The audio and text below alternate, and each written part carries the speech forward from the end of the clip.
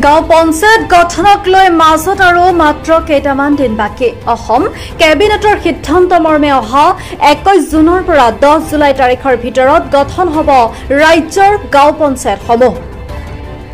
নতুন গাঁও পঞ্চায়ত গঠনৰ দিন যিমানে চমু চাপি আহিছে সিমানে পঞ্চায়ত প্ৰতিনিধি বাছনিত ব্যস্ত হৈ পৰিছে নৱ নিৰ্বাচিত ৱাৰ্ড প্ৰতিনিধিসকল। এই ক্ষেত্ৰত পিছপৰি ৰোৱা নাই ধিং সমষ্টিৰ অন্তৰ্গত হলগুৰি গাঁও পঞ্চায়ত। অধিকাংশ ৱাৰ্ড সদস্যৰ সমৰ্থনত আফিয়া খাতুন হলগুৰি গাঁও পঞ্চায়তৰ সভাপতি হোৱাটো নিশ্চিত হৈ পৰিছে। 6 গৰাকীকৈ ৱাৰ্ড সদস্যাৰ পূৰ্ণ সমৰ্থন লৈ অতি শীঘ্ৰে হলগুৰি গাঁও পঞ্চায়ত গঠনৰ দিশে আগবাঢ়িছে আফিয়া খাতুনে। হলগুৰি গাঁও পঞ্চায়তৰ 1 নং ৱাৰ্ডৰ ৱাৰ্ড সদস্য মঞ্জিলা খাতুন, 3 নং ৱাৰ্ডৰ সুলতানা খাতুন, 5 নং ৱাৰ্ডৰ নিজামুদ্দিন, 6 নং ৱাৰ্ডৰ আম্বিয়া খাতুন, 8 নং ৱাৰ্ডৰ মফিদুল ইছলাম আৰু 10 নং ৱাৰ্ডৰ ৰুবিয়া খাতুনৰ মুকলিকৈ পূৰ্ণ সমৰ্থন আৰু সহযোগিতাত 4 নং ৱাৰ্ডৰ ৱাৰ্ড সদস্য আফিয়া খাতুন পঞ্চায়ত সভানেত্ৰী হিচাপে নিৰ্বাচিত হোৱাটো প্ৰায় নিশ্চিত হৈ পৰিছে।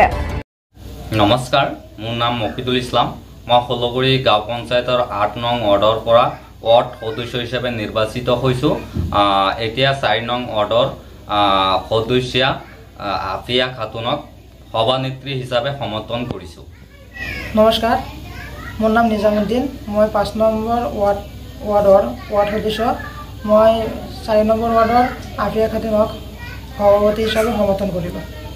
মই আম্বিয়া খাতুন, হলগুৰি গাঁও পঞ্চায়তৰ 6 নং ৱাৰ্ডৰ সদস্যা। মই 4 নং ৱাৰ্ডৰ সদস্যা আফিয়া খাতুনক সভানেত্ৰী হিচাপে সমৰ্থন কৰিছোঁ। নমস্কাৰ, মোৰ নাম ৰুবিয়া খাতুন। মই হলগুৰি গাঁও পঞ্চায়তৰ 10 নম্বৰ ৱাৰ্ডৰ ৱাৰ্ড সদস্য হিচাপে নিৰ্বাচিত হৈছোঁ। মই 4 নম্বৰ ৱাৰ্ডৰ আফিয়া খাতুনক সভানেত্ৰী হিচাপে সমৰ্থন জনাইছোঁ।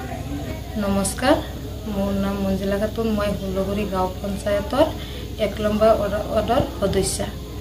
মই আফিয়া খাতুনক সভানেত্ৰী হিচাপে সমৰ্থন কৰিছোঁ। নমস্কাৰ, মোৰ নাম সুলতানা বেগম। হলগুৰি গাঁও পঞ্চায়ত 3 নং ৱাৰ্ডৰ সদস্য হিচাপে নিৰ্বাচিত হৈছোঁ।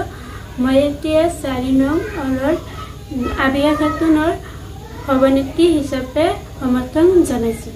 নমস্কাৰ, মই হলগুৰি গাঁও পঞ্চায়তৰ 4 নং ৱাৰ্ডৰ পৰা সদস্য হিচাপে নিৰ্বাচিত হৈছোঁ। মোৰ নাম মিছ আফিয়া খাতুন। এতিয়া মই সভানেত্ৰী পদৰ প্ৰত্যাশী।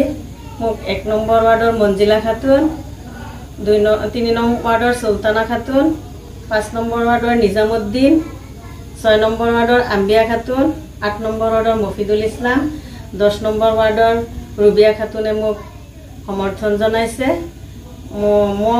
মোৰ ফালৰ পৰা তেখেতসকলক আন্তৰিক ধন্যবাদ কৃতজ্ঞতা জনালোঁ।